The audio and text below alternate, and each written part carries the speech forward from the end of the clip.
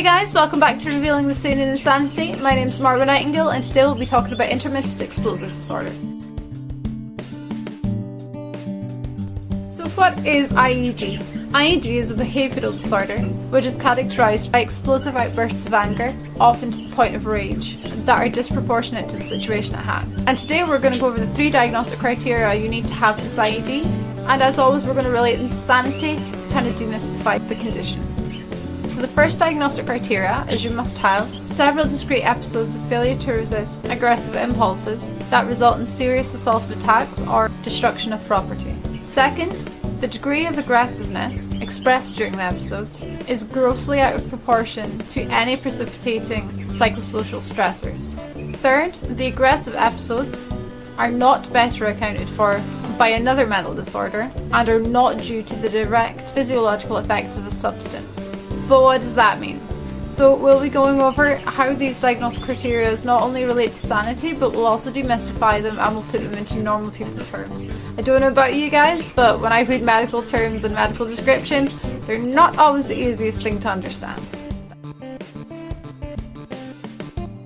So the example I came up with for the first diagnostic criteria is, have you ever been so mad at someone, say during a fight with your partner or your parents or your friends, that caused you to throw something breakable, like a phone or punch the wall? This is similar to what it's describing in the first diagnostic criteria.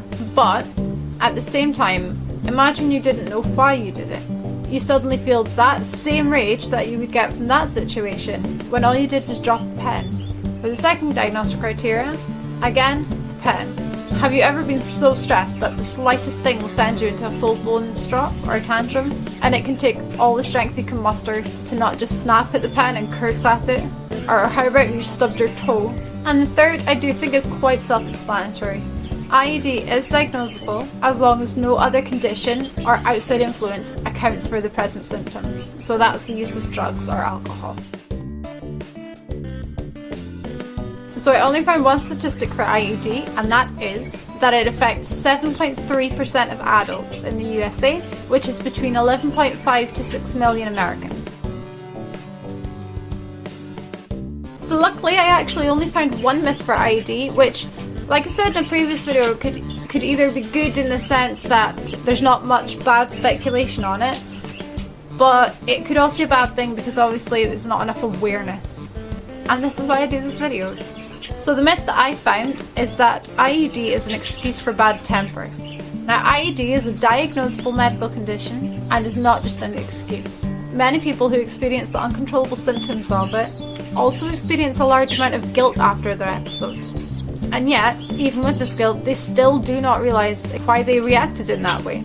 Well, that's the end of the video, guys. Thank you so much for watching. I hope you've enjoyed it. My question for you this week is, have you ever heard of intermittent explosive disorder? And if you have, how did you hear about it? And if you have it yourself, what advice or tips or experiences would you like to share with us? Hit me up in the comments or send me a message. Either one would be fantastic. I'd love to learn more about this disease as there's not that much facts on it. But for now, as always, hit that like button if you like the video, hit subscribe if you want to see more, and I will see you in the next video.